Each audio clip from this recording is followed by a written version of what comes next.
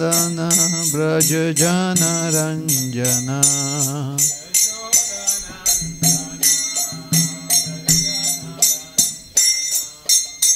जमुना तीर वनचारी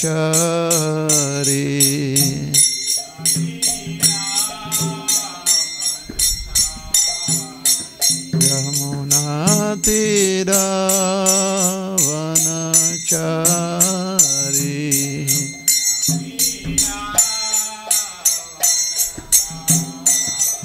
यमुना तीर वनचारी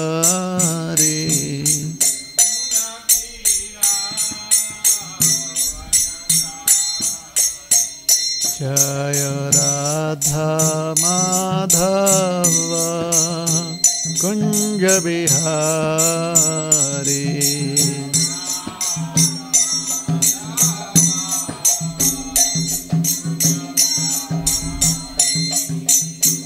गोपी जन वल्लभ गिरिवरधारी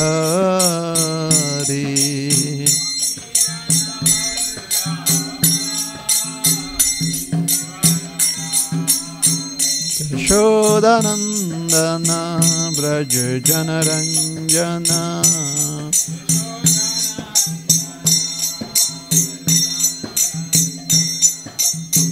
यमुना तीर वनचारी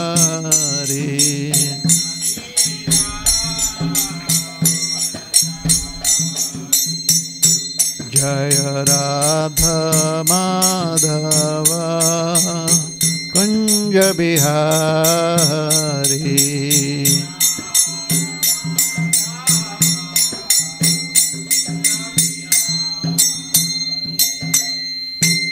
Hare Krishna, Hare Krishna, Krishna Krishna, Hare Hare, Hare Rama, Hare Rama, Rama Rama, Hare Hare.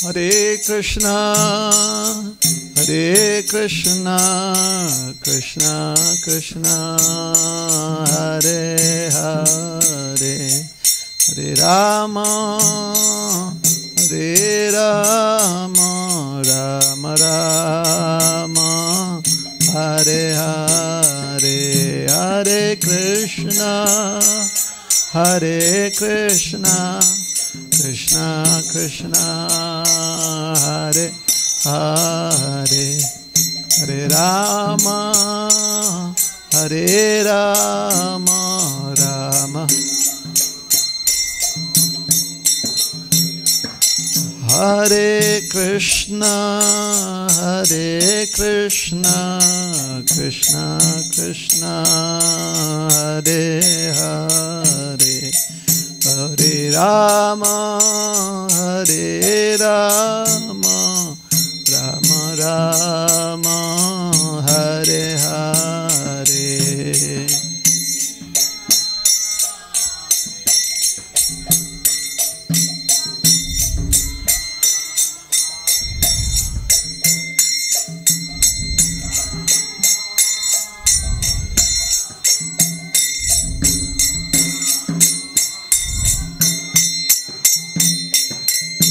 Jaya Prabhupada, Jaya Prabhupada, Prabhupada, Srila Prabhupada.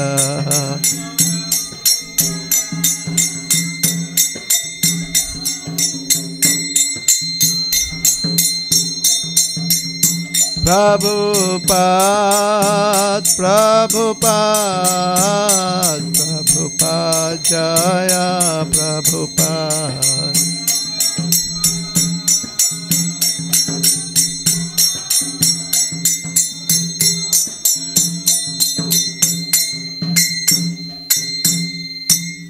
जय श्री हरिनाम संकीर्तन की जय, श्रील प्रभुपाद की जय, ताय गौर प्रेमानंदे, हरि हरि बोल। हरे Krishna.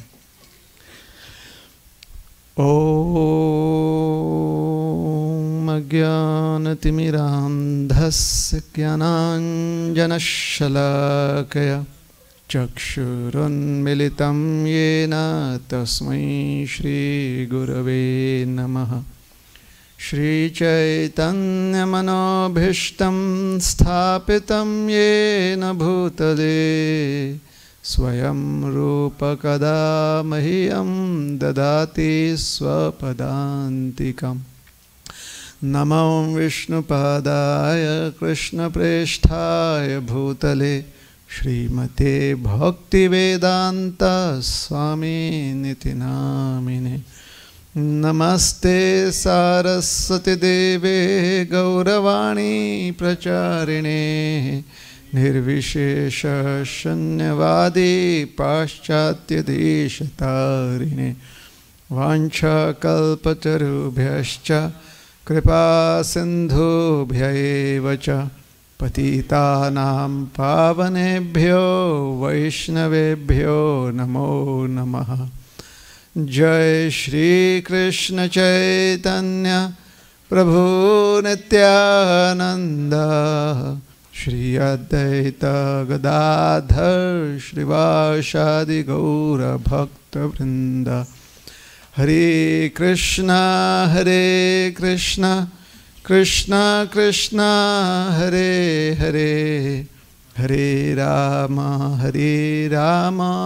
Ram Ram Hare Hare.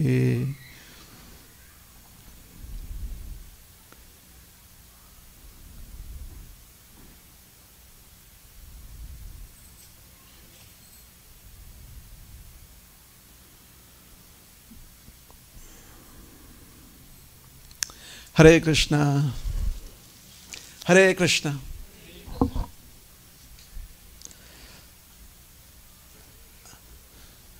So if everyone remembers the last time when I was here, I explained that if the members of the audience are a little lazy in responding to my Hare Krishna, then I go on chanting Hare Krishna. So let's warm up a bit. Yes? Hare Krishna. Yes, that's more like it. So thank you very much for coming to our evening program here. And I'm indeed very blessed to be here, to have received this opportunity to serve you in this capacity. So I would like to express my gratitude to all of you, and also to the devotees in the management, Namabrata Prabhu. And I would like to seek blessings from all the devotees, and especially I would like to seek blessings of Hari Vilasa Prabhu.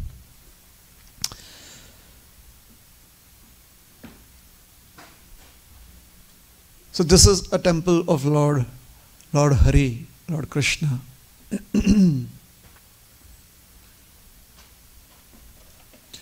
And most of us who have come here, we understand the principles of Krishna consciousness. Krishna is the Supreme Personality of Godhead. There's no doubt about it.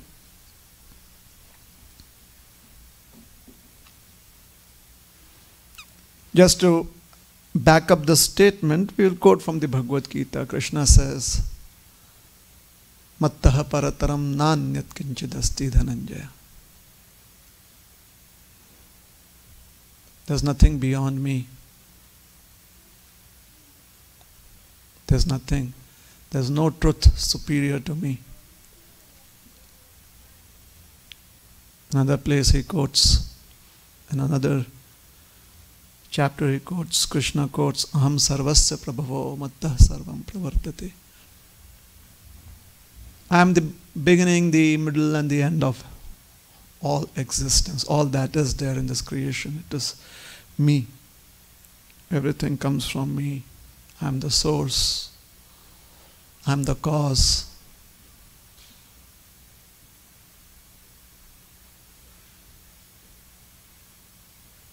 So those of us who are intelligent, we not only accept Krishna to be the Supreme Personality of Godhead, but we also understand that for us to be really happy,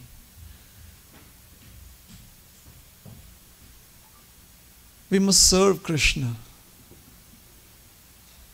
And the reason we must serve Krishna is because Krishna is the whole, we are the part. We are part and parcels of Krishna.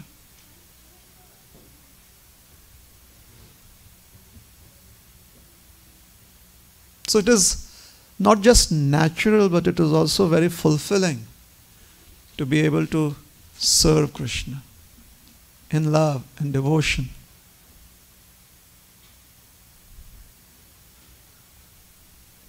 However, being covered by ignorance over so many births and lifetimes,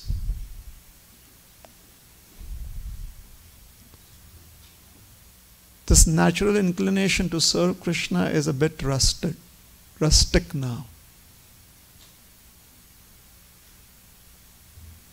It's like an old machine. You really have to crank it up a bit.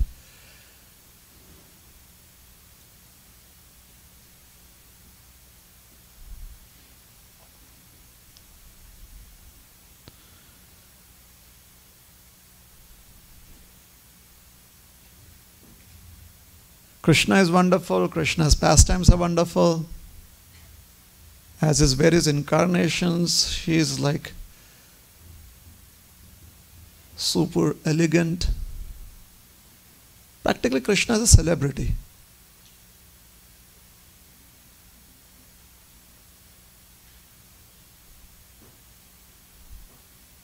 There's this beautiful pastime about Krishna as a young child.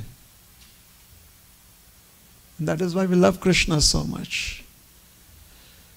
As a young child, he goes about his business stealing butter.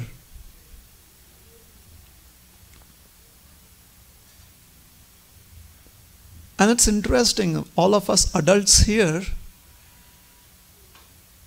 we are okay with Krishna as a child stealing butter. I mean, all of us are so happy Krishna steals butter. But Mother Yashoda is a bit concerned. It's like Mother Yashoda on one side and all of us on the other side. Go Krishna, steal butter, that's we. And Mother Yashoda is like, keep quiet. Don't contaminate my son's intelligence by telling him to steal.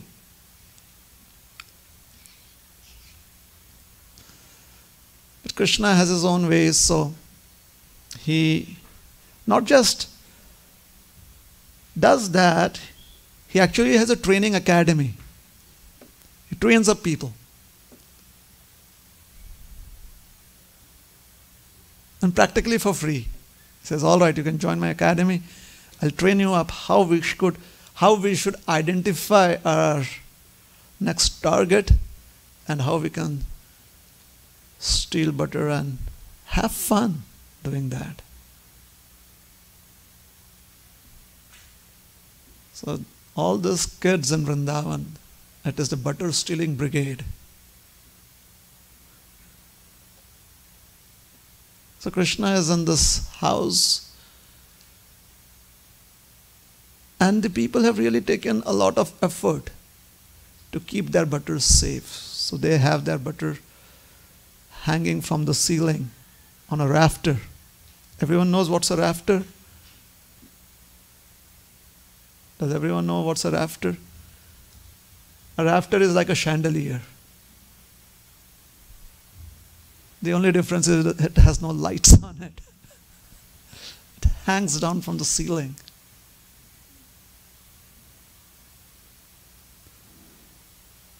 And this is Vrindavan. So if something is hung from the ceiling, it's not easy to get to. You cannot really jump up and reach those rafters. So Krishna comes up with a plan. He comes up with this human pyramid idea. Now talk about someone being so innovative at solving problems.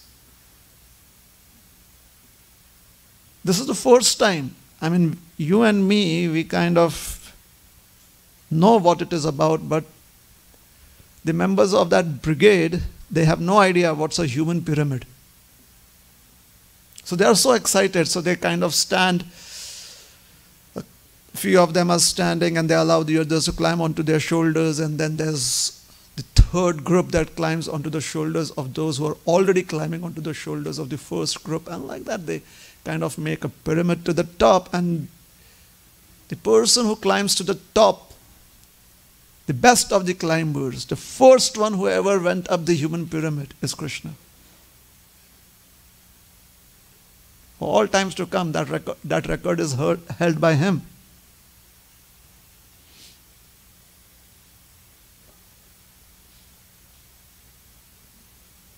And then he's about to pick up the pot and bring it down. Suddenly Krishna stops. Do you know why? Because he sees there is a bell that is connected to this pot. So as soon as he picks up the pot, the bell would kind of jingle. And everyone would go jingle bell, jingle all the way, like that.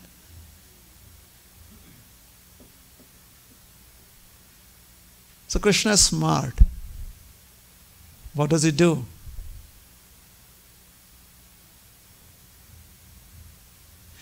He speaks to the bell. Imagine this. Here is a human speaking to a bell.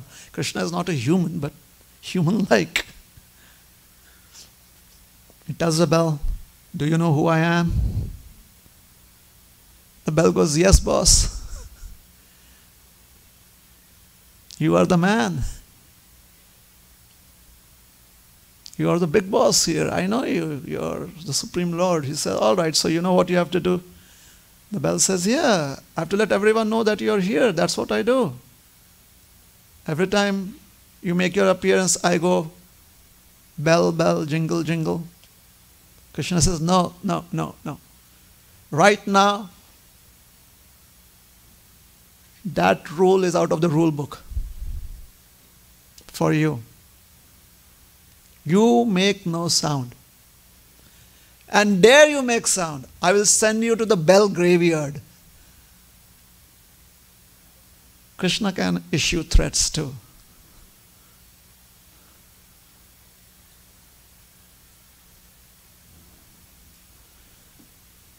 The bell is petrified. The bell says, "Hey, I've lost all my ability to make sounds now. I'm the no sound making bell." Krishna says, "Good." So he picks up the pot. The bell doesn't make a sound. And everyone is like, "Yay, Krishna, well done." All the other friends. So they bring the entire pot down. And the bell is still there, connected to the pot, but it's keeping quiet. So then, they sit around this pot. And Krishna picks up a fistful of butter and is about to put it into his mouth, and the bell goes, jingle, jingle, jingle, jingle, jingle. And Krishna says, "What? I told you to keep quiet." And the bell said, "I was quiet." "Is this quiet?" The bell says, "No, this is not quiet. I was quiet." "But why did you start making noise?" "Well, you threw one rule out of the rule book, but the other rules are still there." What's that rule? That whenever you eat, the bell goes. The bell sounds. You are eating. Have to go like that. I hadn't planned that. Neither did the pujari plan that. We are not in cohorts with each other. Believe me. I must be self-enlightened, After this class, I could be giving blessings to all of you. I tell that story and the bell goes. At that time, wow. I wasn't as convinced of being Krishna conscious through my chanting of daily chanting of rounds as I was by that coincidence. Isn't that what we are all looking for? That coincidence, which kind of creates a halo behind oneself. Yes, now I have done it. It's actually very humbling to think that Krishna would make an arrangement like that. Wow. So that's Krishna. It's so amazing. His pastimes are so super attractive.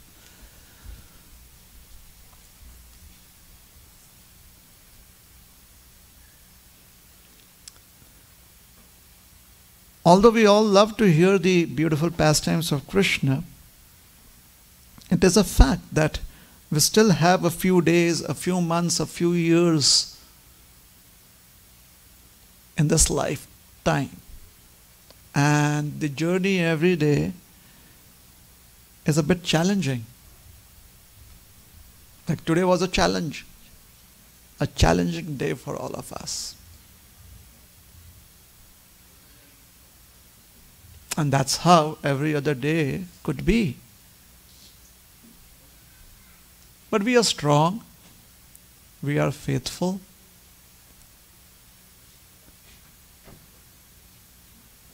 And we know that at the end, it is worth it.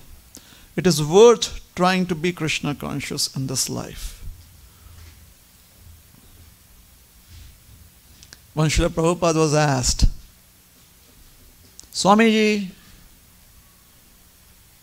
we follow all the rules, all the regulations. We also give up drinking tea and coffee. What if at the end of it all, we realize there is no Krishna? And Srila Prabhupada said, fine, that's a possibility.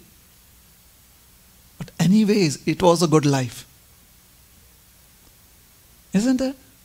It's such a good life. Walk into this temple and find hot prasad waiting for us every single day. Beautiful darshan. So it was a good life.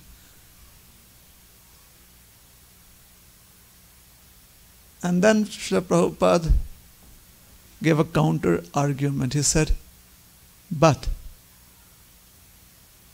supposingly, if we do not practice this life and at the end of it we find that Krishna is there, Krishna exists,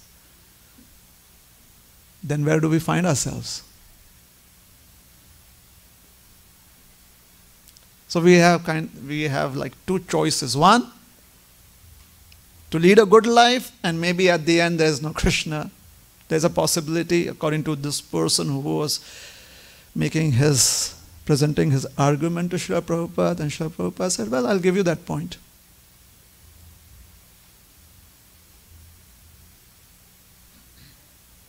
And the other option is, we kind of lead a life which is so-called sense gratification, but practically it's simply filled with so much hankering and greed and envy and illusion. And after having lived a life like that, at the end we do find that, oh, Krishna is there. And there's nothing much we can do about it right now because it's the end of the line. Therefore, as intelligent people, we try to live a good life and we put our faith that at the end of the line, Krishna is there. Yes?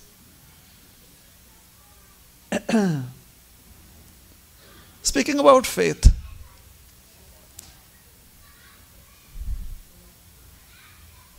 It's interesting how many factors influence our faith. I'm not going to enumerate all of those factors right now. This is just, hopefully it would be a very nice, light, fun-filled evening. So we won't make it really dreary and dark. So speaking about faith, let me tell you a story about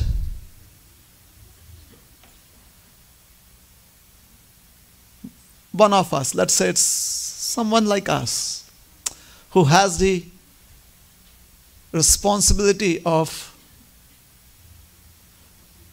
making services available to the general public. People come, oh, it's my birthday, can you make this offering? Can we make this offering to the deity? And you're like, yes, you could do this. Or it's some other very important day of our life. Could we do this? Could we celebrate it at the temple? And you're like, yes. So there is a pujari like that. There is a priest like that. And a man walks in. Decent looking man. In mid-40s. He walks in with this jar. A glass jar. And there is a dead fish in it. So he comes to the priest and says, I would like to perform the funeral rites for my fish. So can I do the Anteshti and the other things? Can somebody read the Garuda Puran?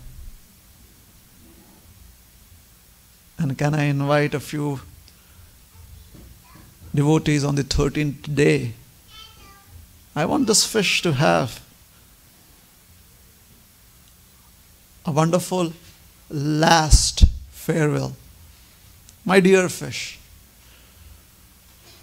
So the priest, he launches into this whole explanation about 8,400,000 species of life and how human form of life is very important. And he tried to explain how karma works and how this is applicable just to humans. And for the fish, it's not really necessary that we perform Anteshti, the final rites. So the man is a little heartbroken. He says, oh, your temple doesn't do it? So the priest realizes this man is in a state of shock, but there's nothing he could do about it. He says, yes, our temple doesn't do funeral rites for a fish. So the man says, is there a temple that you know that would do the funeral rites for this fish? Our priest says, no, I don't know any temple. He says, well, the temple down the street there, the one that is there down the street, would that temple do the funeral rites for my fish? And the priest says, maybe you could try it out. That temple there does the funeral rites for a dead fish. So the man immediately feels some hope, and he turns around and is walking out of the temple, and suddenly he realizes that he has another question to ask. So he turns around and he asks, standing at the door, to the priest who is at the other end of the room in a loud voice, sir, do you think if they perform this ceremony for me, do you think $10,000 would be a good donation for the ceremony? And the priest says, oh, I did not realize your fish was a devotee.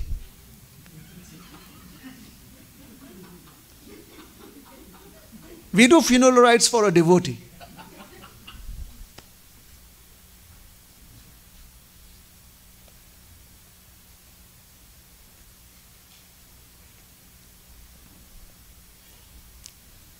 Like once upon a time, Now, some months ago, I had this really wonderful boy visiting me. And his parents were really religious. And they would regularly go to the church. They were very good Christians, Catholics. And the boy was a fun-loving boy. He was very, very kind-hearted and just a regular boy. So I was in this real mood of, this is the time maybe I could share something about God consciousness with this boy. Like, just a friend, the child of a friend. So I turned to him and I said, "Do you know your commandments?" In the Christian theology, they have faith in the 10 commandments of God. Even we do have faith in that, actually. So I asked him, "Do you know your commandments?" And he says, "Yes, sir." So I said, "Which commandment is very important to you when you deal with your brother?" He says, "Thou shalt not kill."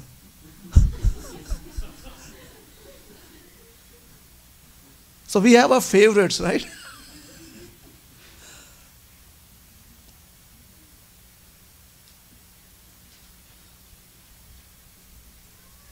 So Krishna consciousness is about simplicity. Jokes apart, simplicity does not mean that we have to be really dull and like away from all fun. For Krishna, Lord Ramchandra, Nrsingadev, all the incarnations, they are very simple at heart, and all the devotees are also simple at heart. Simplicity basically means that they feel absolutely no hesitation in expressing their love for the Supreme Lord. The devotees feel no hesitation. That is how simple they are.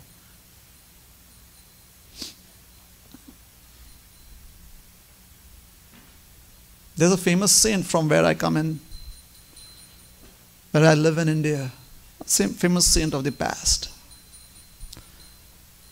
And that saint was once asked a question: what if your Lord tells you that after all that you have done to serve me, you will still not achieve me? What will you do then? And the devotee says, I'll still love my Lord. My love for him is unfettered. It is not bound by any desires, wishes, goals, aspirations. It's unmotivated love. Well, if he decides that he will not be there for me, it doesn't matter. I'll still love him.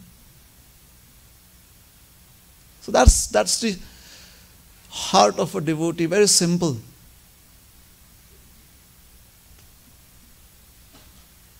But in the Bhagavad Gita, Krishna kind of has to purchase our heart, like, I will give you all protection. Give your heart to me.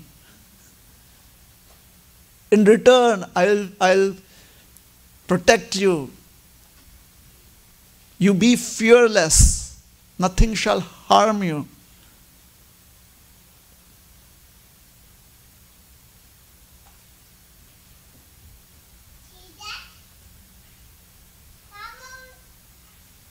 So, saralata, simplicity, is one of the ornaments of a devotee.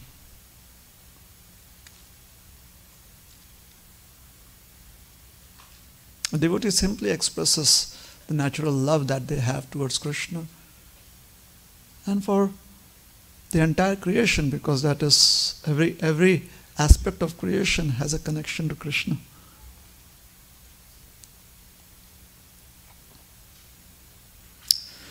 So in the Ramayana, we are in a transit phase right now as Vaishnavas. We have just finished celebrating Ram Navami and we are approaching Narsimha Chaturdashi. So maybe in the course of these 3 days, we will start with Lord Ram's pastimes and somewhere we'll transit to Lord Narsimha's pastimes. Let's see if we can do that. So in the Ramayana,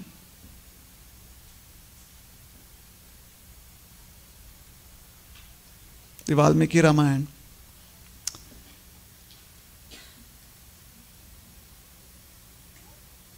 after the kidnapping of Sita and she's held captive by Ravana in his city, Lanka. No one has any idea about it except one gentleman, except one bird, Sampati. Sampati just has the clue to where Sita is. Now Sita, if she represents devotional service, and devotional service is the property of every single living entity, you and me, then devotional service is stolen by Ravana, who is ignorance personified, Agyan. And it is only the keen sight of the spiritual masters like Sampati who know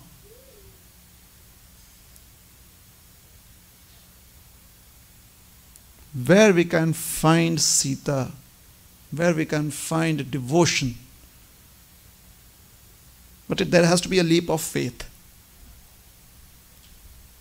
in the form of Hanumanji jumping. That's Hanumanji's leap of faith.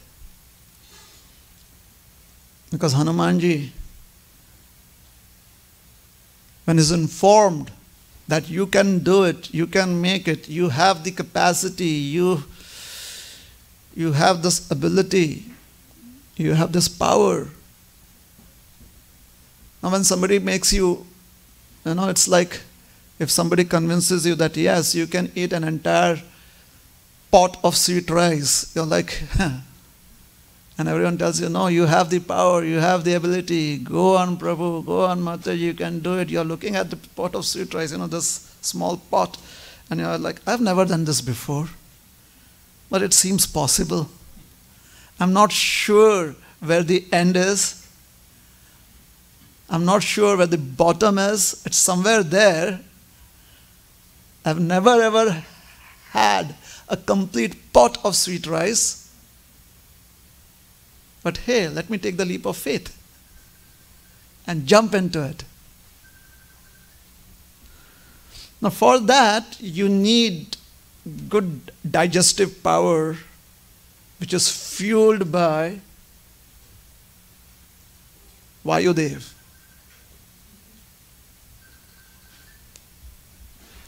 And Hanumanji is an expansion of Vayudev. So he has absolutely no idea where Lanka is. I mean, Hanuman did not... when he went to school,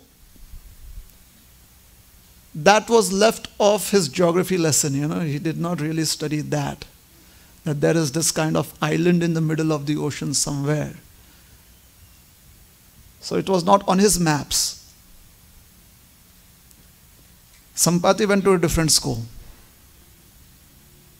So he knew where it was. And when Hanuman did make that jump, he was practically jumping into open space. So please try and understand.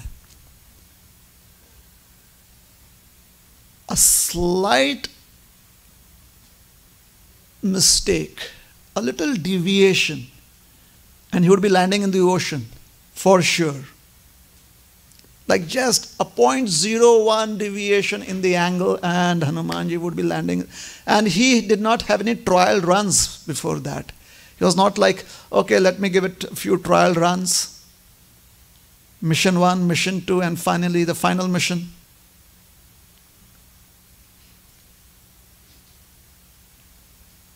We are so lucky. We never have to express our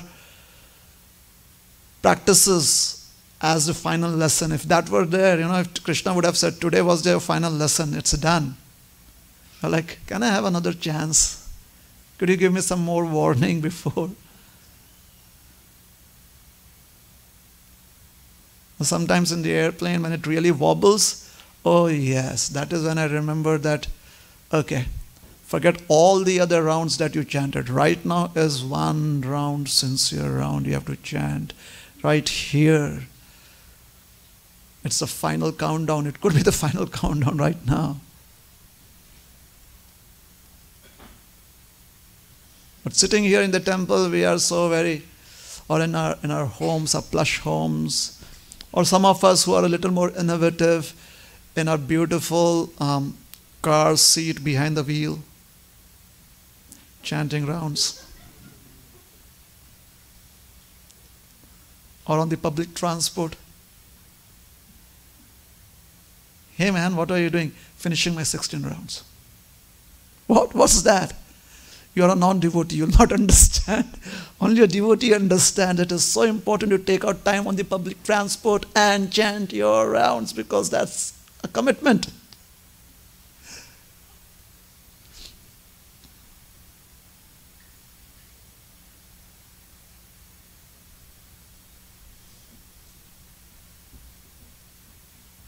So we are kind of comfortable.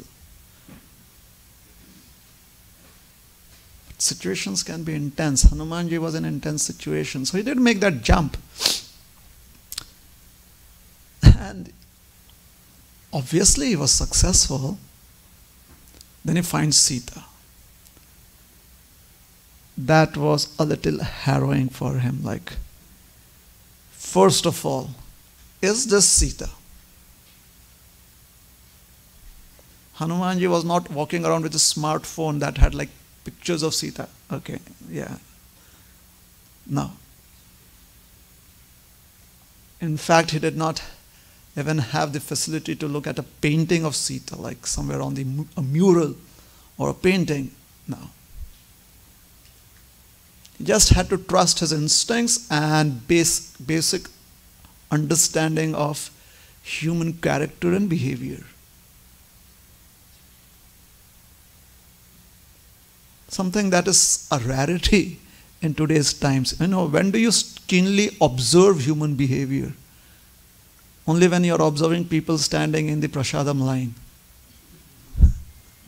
Like, okay, this person is going to take 2 pakoras now. Or we could be observing the pot from a distance. All right, the rasgullas are disappearing.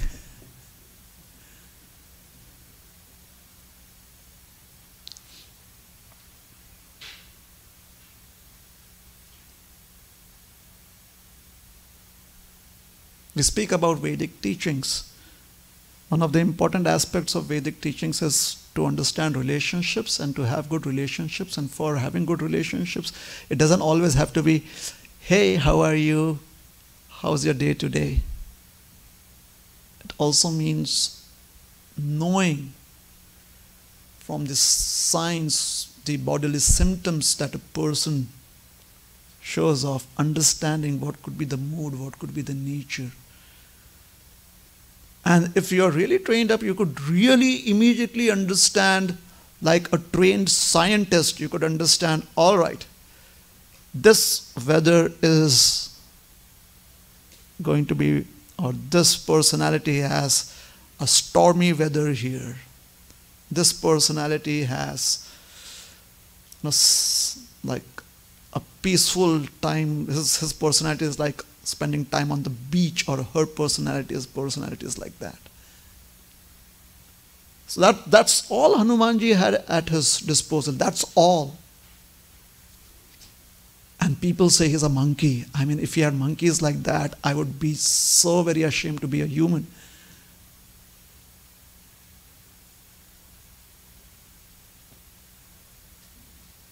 He comes to a conclusion. It's Sita. He doesn't jump up and say, hey, Mrs. S, how are you?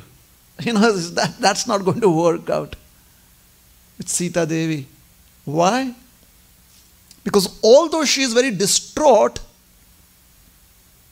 she hasn't lost her faculties, her intelligence. Sita is very sharp. She has to be sharp. Otherwise, Ravana would exploit her.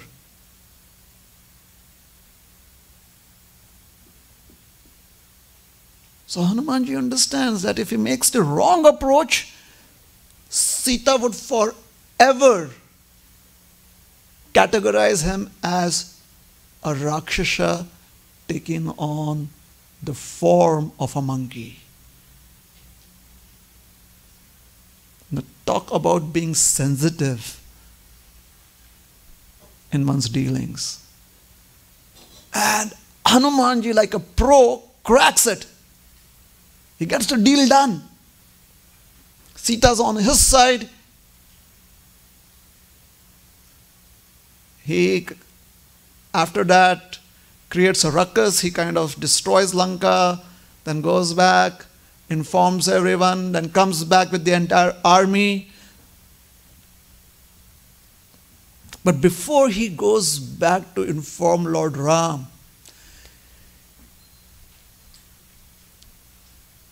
Hanumanji, he requests Sita, can you give me a token of, some token that would signify that I actually did meet you?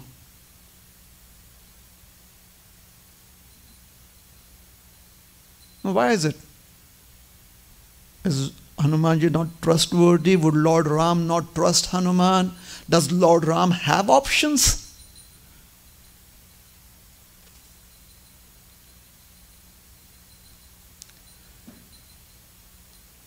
Trust is important.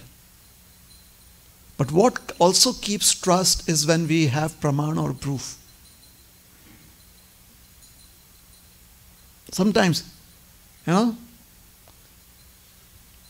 not sure if you all have had this experience, but a group of devotees sit down and they're chanting Hare Krishna on their beads in the morning, and it's been a long day the previous day. So in the morning they kind of just come together as a group and they chant Hare Krishna. And a couple of them could kind of snooze off, like Hare Krishna, Krishna. Yeah, sometimes the chanting sounds like that. It's very deep, at least from the sound of it. It's coming right from the gut.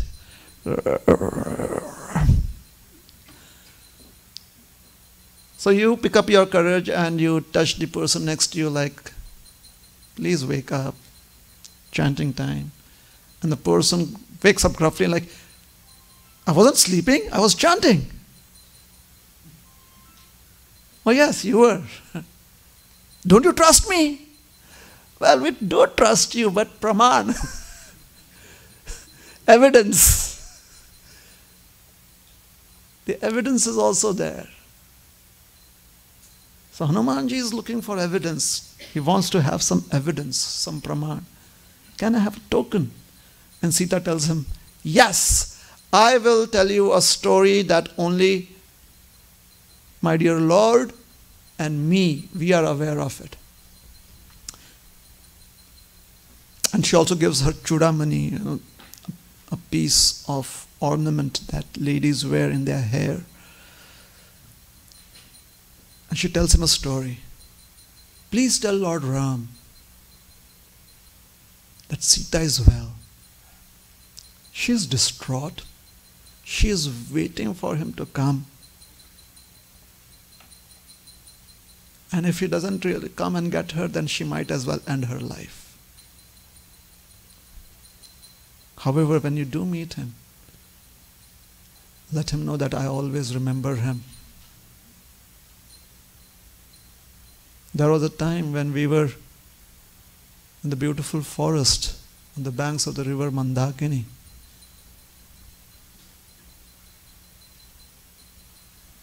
And the Valmiki Ramayana gives it a little concisely, there's some more elaboration or a little different version in the Padma Puran.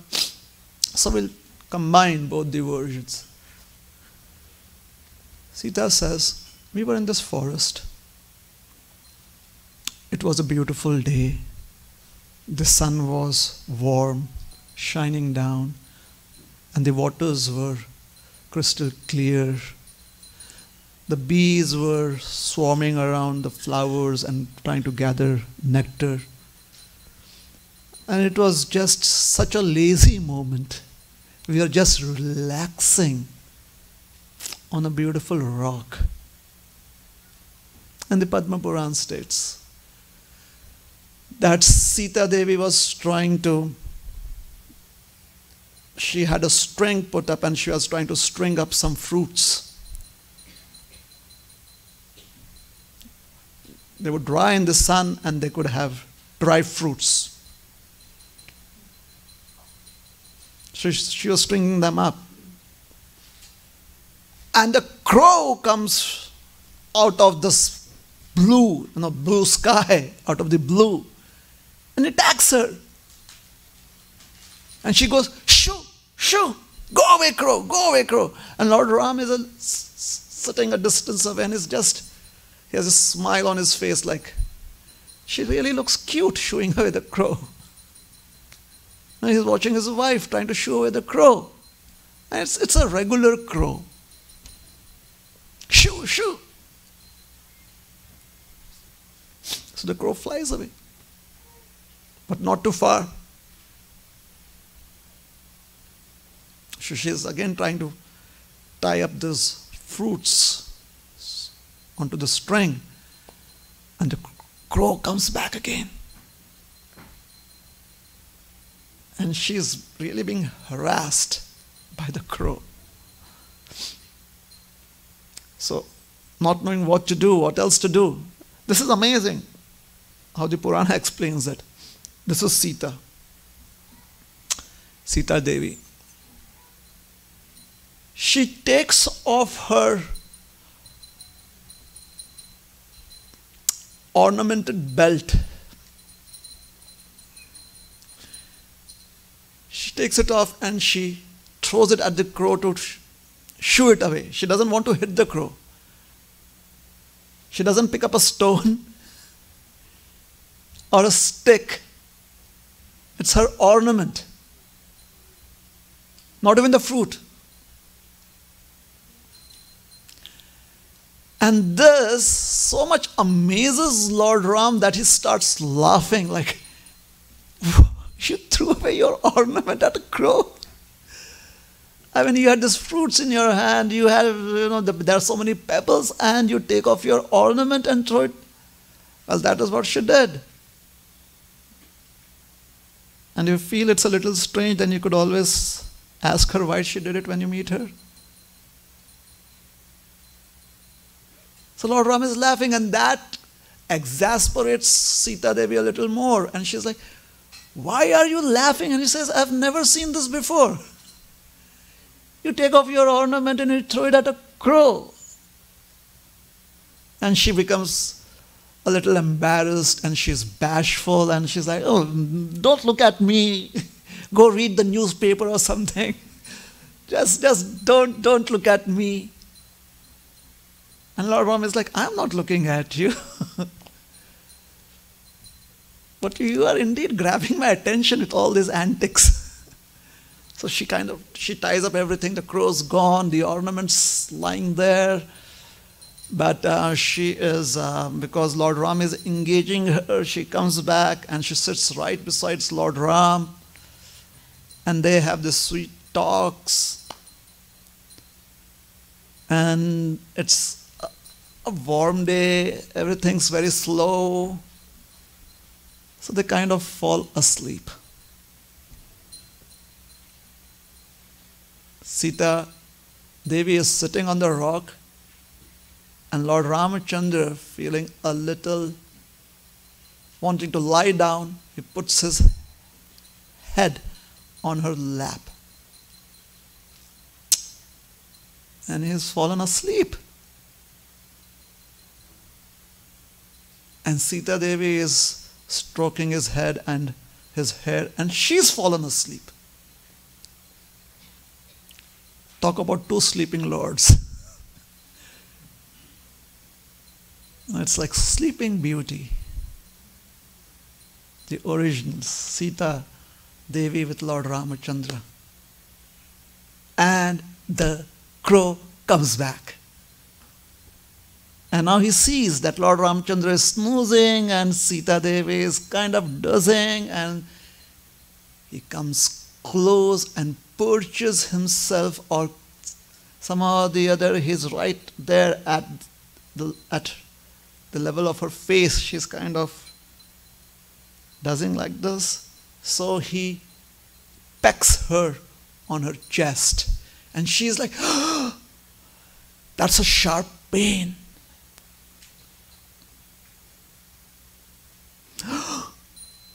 What? But she's not so much in pain that she wants to disturb Lord Ram. He's peacefully sleeping. She doesn't want to disturb him. The crow realizes this is my moment. She cannot run away.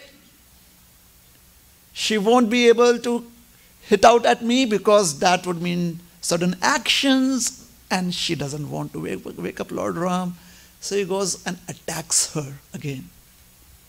With his claws, he's clawing at her chest. With his beak, he's pecking her chest. And blood starts forming as small drops, and a couple of drops falls onto the forehead of Lord Ram. He feels the warmth of the blood. He wakes up, he looks around. What was that? And then he touches his forehead and looks at his fingers. It's blood. It's Sita's blood. Sita Devi's blood. Oh, Lord Ram is in the anger mode now. Lord Nrsimhadev, he's going to appear later on. This is Lord Ram. He's angry. Lord Ram is supposed to be the peaceful incarnation. He's like, Om Shanti, Shanti, Shanti. You go to the forest, Shanti. 14 years of exile, Shanti. This is wrong. You should protest, brother. Shanti.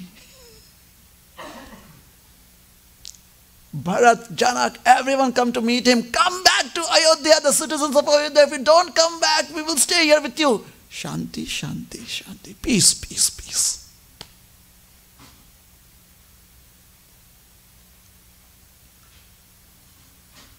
Lakshman, Bharat wants to attack us. Shanti, Shanti, Shanti. Peace, dear brother. Peace, Sita. Peace, everyone. Let's live in peace. And here he is angry. Who is it? Who dare do this? Sita is herself shocked, but she wouldn't reveal because she knows in her heart that if he gets angry, it would mean the destruction of the entire creation. She's like, no, nothing has happened, but Lord Ramchandra is not accepting her words. He looks around and he sees this crow. This crow is still perched on a branch close by, and the crow's beak and claws, they have the red blood droplets of Sita Devi on them. Lord Ram, he immediately puts two and two together. He realizes this is the culprit. He picks up a straw, empowers it with a specific mantra. That mantra changed the straw, converted the straw into a ballistic missile, a Brahmastra, and targets the crow with it. The crow realizes, oh, My life is in danger here. And the crow flies away. The crow flies and flies and flies and flies to different places. The crow is actually the son of Indra, Jayanta. So he flies to his father. His father says, sorry son, there's nothing I can do about this. You have to go and seek shelter somewhere else. His mother, she says, there's nothing I can do. Goes all over the universe. And the Astra is right behind him, pursuing him. The Astra would not let the crow take rest. The crow is just flying, flying, flying. Finally, he gets this advice from all quarters: go and seek shelter at Lord Ram's feet. He is the only one who can withdraw this Brahmastra, protect you from the effect of this Brahmastra. So the crow is so tired by now, like has been flapping its wings for eternity practically. So tired, somehow makes its way back to where Lord Ram and Sita are. And he just tumbles down at Lord Ram's feet, exhausted. Jai Shri Radha Anila Madhav Bhagwan ki Jai. Jagannath Baldev Subhadra Maiya ki Jai. Sita Ram Lakshman Hanuman ji ki Jai. Gauranitai ki Jai. Lakshmi Nishingadev Bhagwan ki Jai. Exhausted. And he's just like, he lays there, and the Brahmastra is waiting. There, close in the sky, hanging right there. And the crow has fallen at the feet of Lord Ram. The Purana explains that the crow has fallen onto its back with its feet up. And its clawy feet are touching the feet of Lord Ram. So Mother Sita, on her knees and hands, she comes forward, picks up the crow, turns it around so that the head of the crow is at the feet of Lord Ram.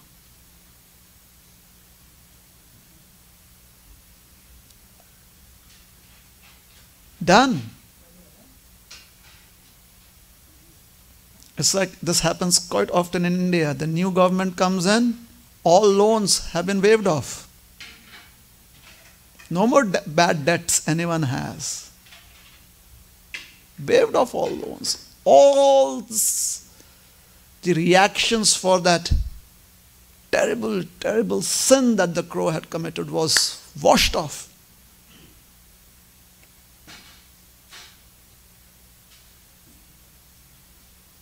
But then Lord Ram tells the crow, well, everything's forgiven. But the Brahmastra, according to the laws that I have set for the Brahmastra, this Brahmastra, the one where a grass gets empowered to become a missile, that Brahmastra, it needs to hit some object. It needs to fulfill its mission. So here's what we are going to do. We are going to wait till tomorrow evening and find out what they are going to do. A few questions that arise. Is it all right for the Lord to use a Brahmastra?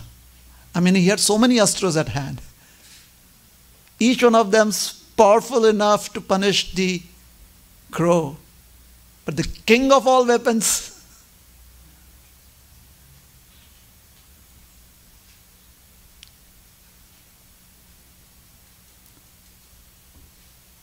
another question. After having taken shelter, do we still have to be at the receiving end of the Brahmastra? I mean, isn't taking shelter complete in itself? If not, then am I going to have second thoughts about my practice in Krishna consciousness?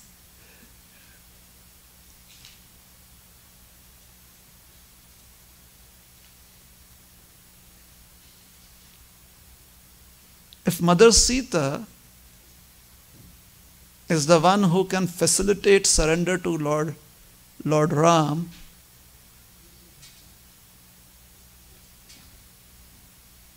what exactly is her power?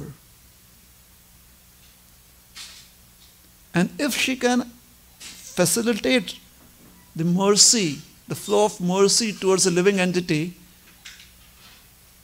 why couldn't she protect herself?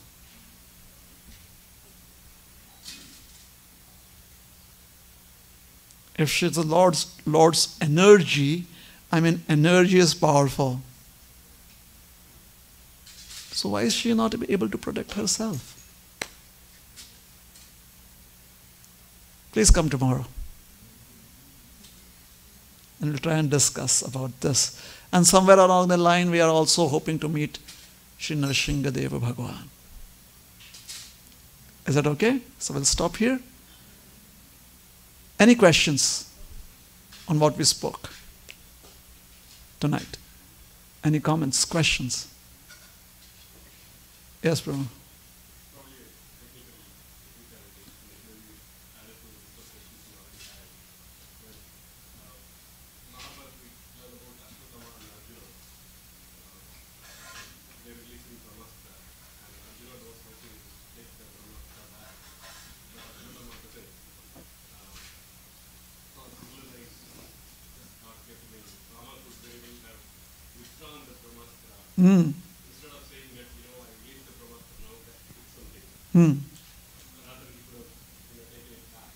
Yeah, he should have. I mean, what is he doing?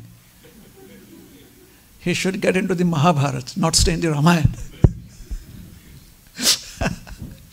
Come on, Lord Ram, leave the Ramayana, get into the Mahabharata. There are a lot of options there in the Mahabharata.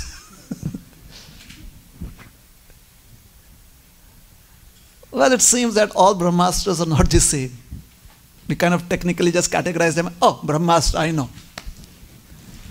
But there seems to be that every Brahmastra is very individualistic. Like when I was young, so there would be the Patriot missiles and there would be the Scud missiles. Both are surface to air or air to air, I'm not sure what, but there's some difference. So this Brahmastra that was there, Lord Ram, he said that this Brahmastra needs to hit its target. Maybe there is a reason for it.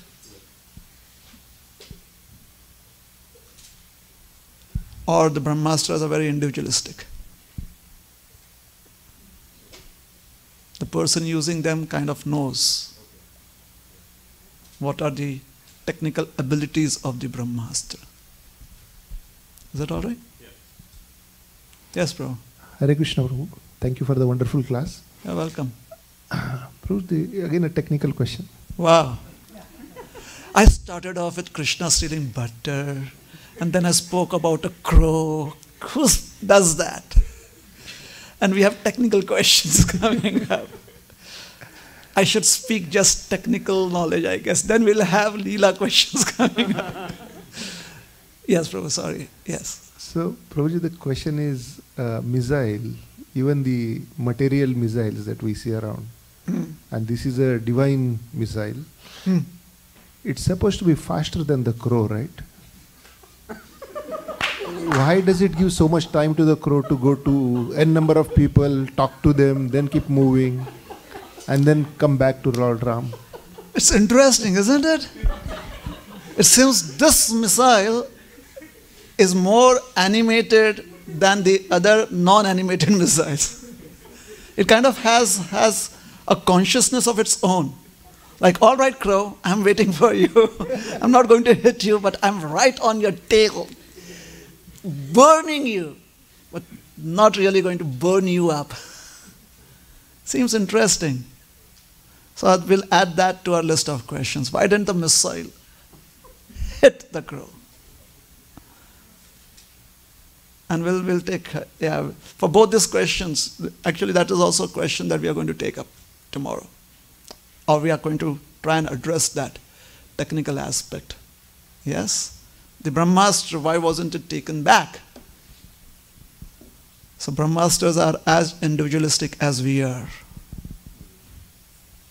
And why wasn't the crow hit?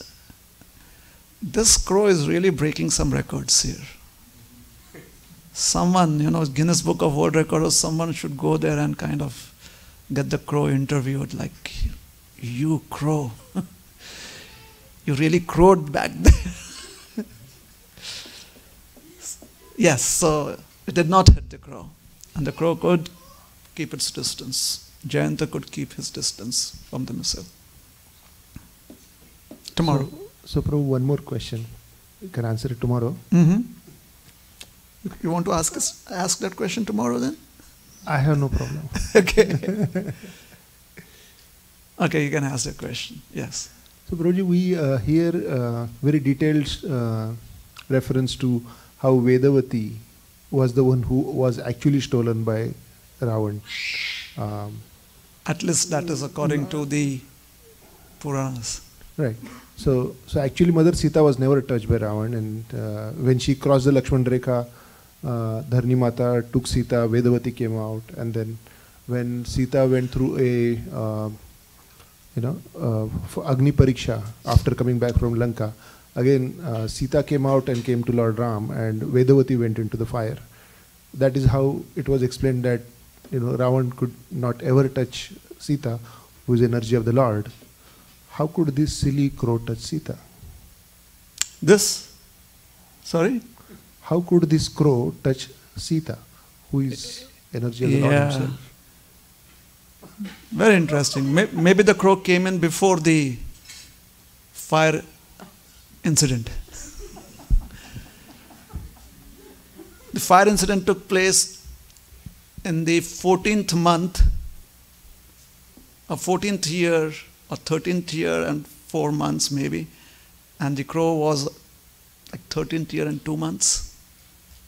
It happened before that. Mother Sita is speaking to Hanuman.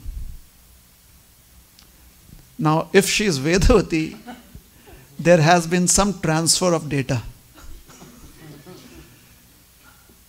So our original Sita, she is really downloading a lot of information to Vedavati in Ashoka Vatika.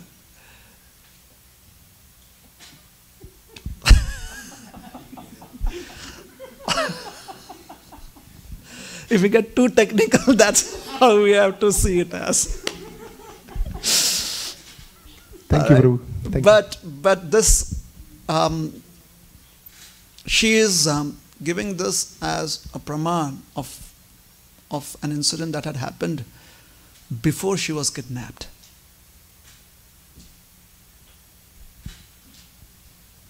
And it is on the banks of the Mandakini, so it must be somewhere in the Chitrakoot forest ranges zone area. Now, if from modern day Tirtha point of view, this place is close to present day Chitrakoot,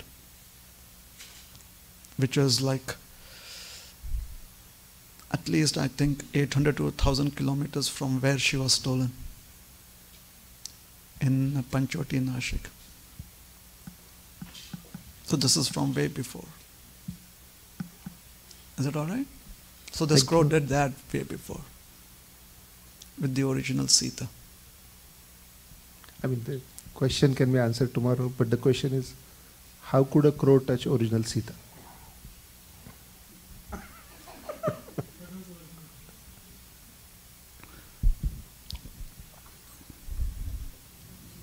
It's very interesting.